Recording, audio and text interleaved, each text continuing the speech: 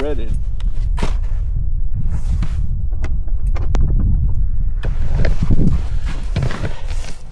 Oh yeah.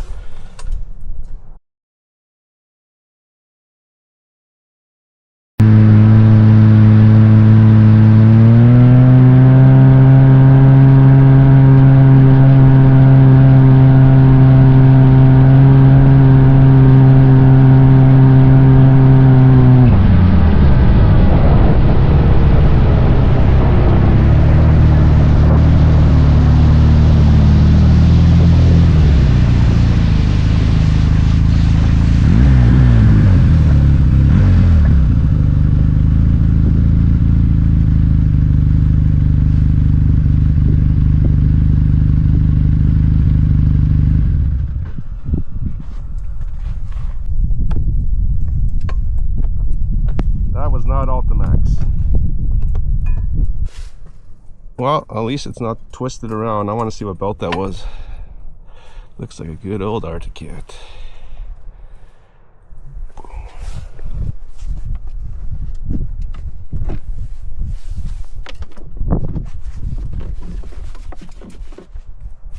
Shredded.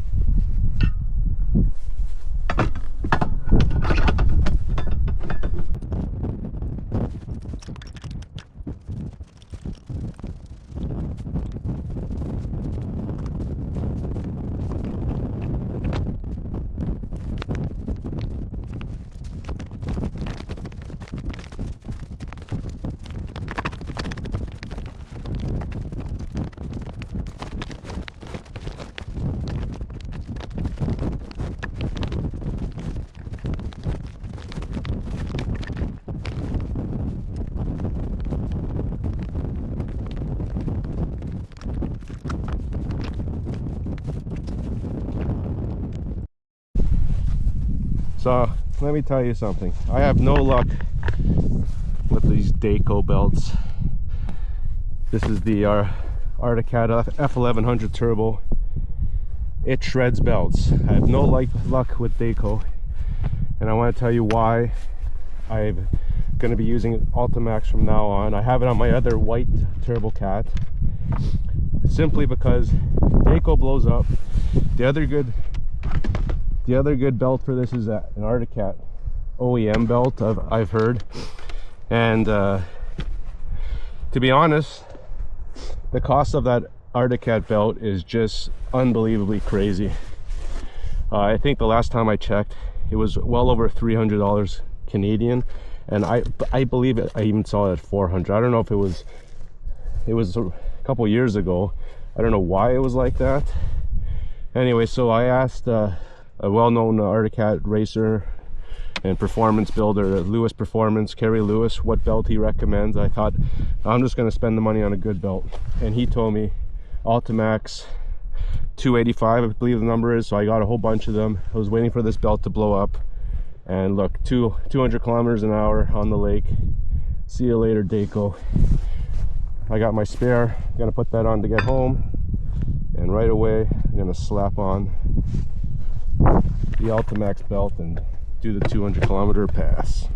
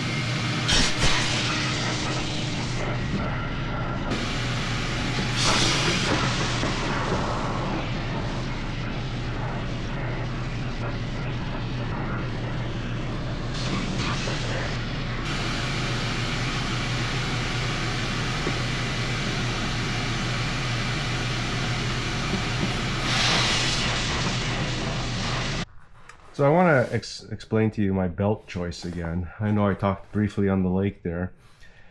So you always want a good strong belt because you don't want to blow it, get stranded, and have to deal with changing the belt on the trail or on the snow.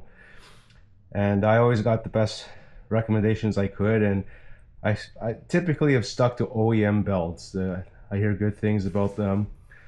And this is the Arctic Cat Turbo, which tends to blow belts, as you just saw there. This is an Arctic Cat Turbo, and these sleds tend to blow belts. I even did the alignment here, and it still, as you see, blows belts. So I've always went with Arctic Cat belts on this until a couple years ago I decided to stop.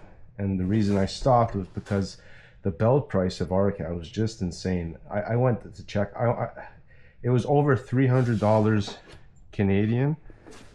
I want to say it was almost 400. Like, if I remember correctly, it was like $389 from an Arctic Cat dealer. I don't know why they was so expensive, but anyways, you need two belts because you need one to use and one for spare. So I've always thought I wanted a cheaper belt, less expensive, but still a good belt. So I always went with Dayco. That's what the other brand I knew of, and I have nothing but bad luck with Dayco. Like I had it in the Can-Am Outlander, and wide open throttle burnt it out on the rail bed trail, and I don't know what it was.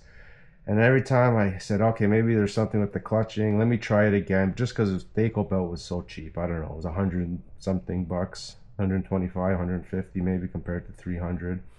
So I started using Dayco as my spare in this Arctic Cat Turbo, just so if I blow a belt on a ride, I can put the Dayco just to get home. But then I got to a point, like I explained to you, that Arctic Cat was just too much. So I called Lewis Performance, Kerry Lewis. He builds race sleds, race Arctic Cats, and the Yamaha Sidewinders. And I said, hey, listen, what's the best belt to go? I can't spend 400 bucks, 300 bucks, whatever. And he said, Ultimax. And this is the one I went with, XS283. And I trust his experience. He dyno sleds, he races sleds, and this is what he recommended. I had nothing but good luck with these things. I have the other Arctic Cat behind me. I've been running it in all my Can-Ams. Everything is Ultimax. They're very affordable but very strong.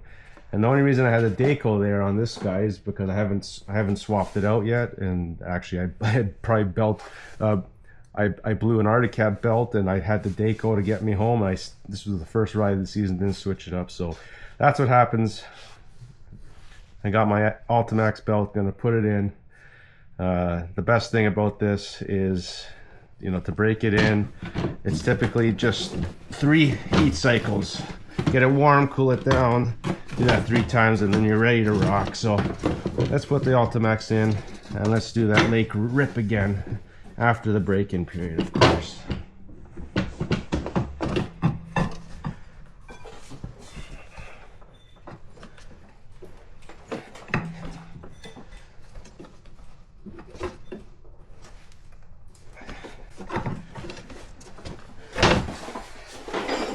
I think I'll go online and look at the pricing. Maybe I'll put it in the video or put it in the comments on what this Ultimax belt costs compared to an Arctic Cat one.